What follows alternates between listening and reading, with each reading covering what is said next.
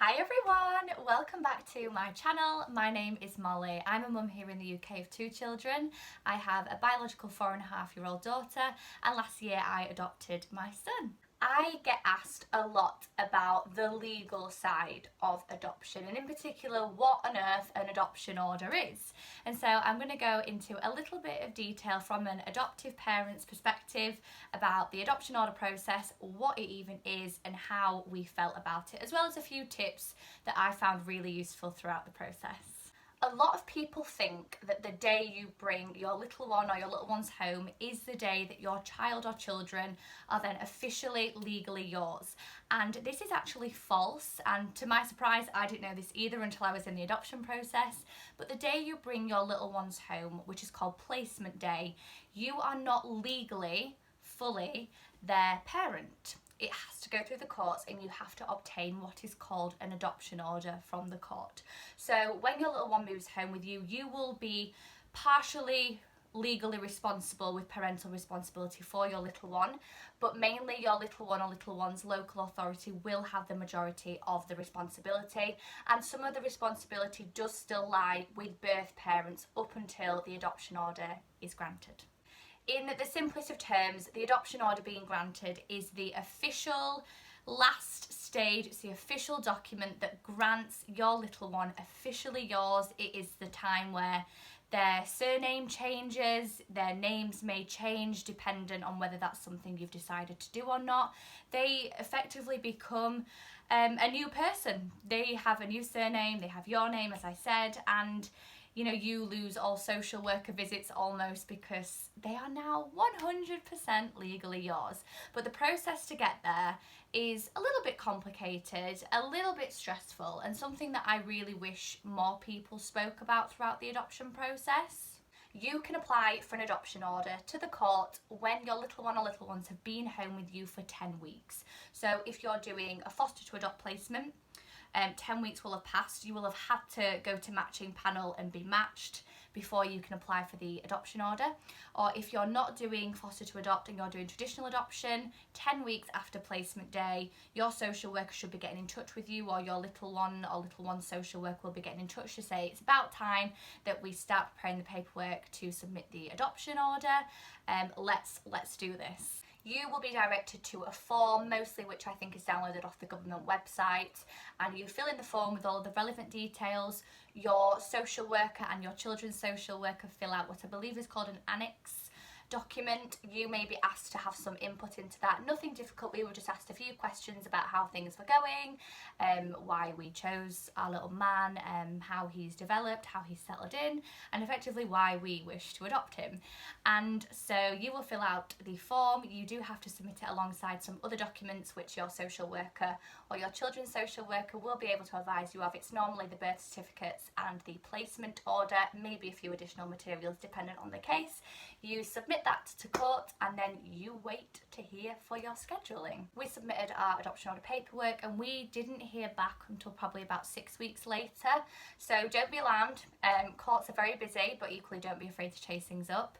They will receive your paperwork. They will then do what they call a scheduling, which is basically a list of all the listings that will be undertaken. You should be notified of these. Your social worker should be notified of these. Obviously, your children's social worker will also be notified of these because they will have to attend maybe 1 or 2 of them. So you will get those through. Obviously, pop them in your calendar. As adoptive parents, we don't actually attend any of the court hearings. We just sit tight and await the phone call, which is terrifying. But the court scheduling normally is made up of a first directions hearing and a final hearing. So the first directions hearing sounds a bit scary, but it's basically the introductory hearing. I believe from what I've been told is that the judge goes through all of the documents that you have submitted, the documents that your social worker has submitted.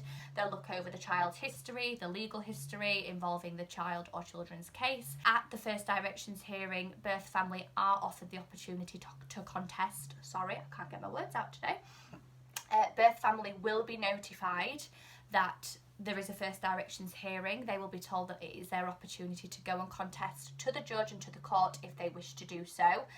They legally have to be notified, and if for whatever reason birth family cannot be found, I believe that the social worker has to provide evidence that they have tried to do everything in their power to contact them and let them know that this is going ahead.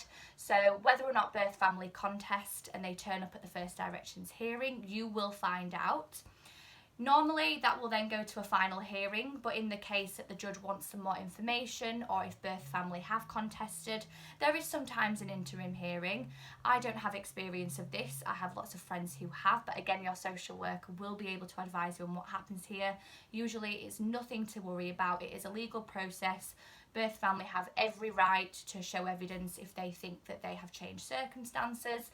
But normally if a child has a placement order, there is no issues with the adoption order going through whatsoever. But equally, it's still a rocky and emotional time for us as our little one's parents. Once you have been through the potential interim hearing and the final hearing is usually what the child or the children's social worker definitely does attend.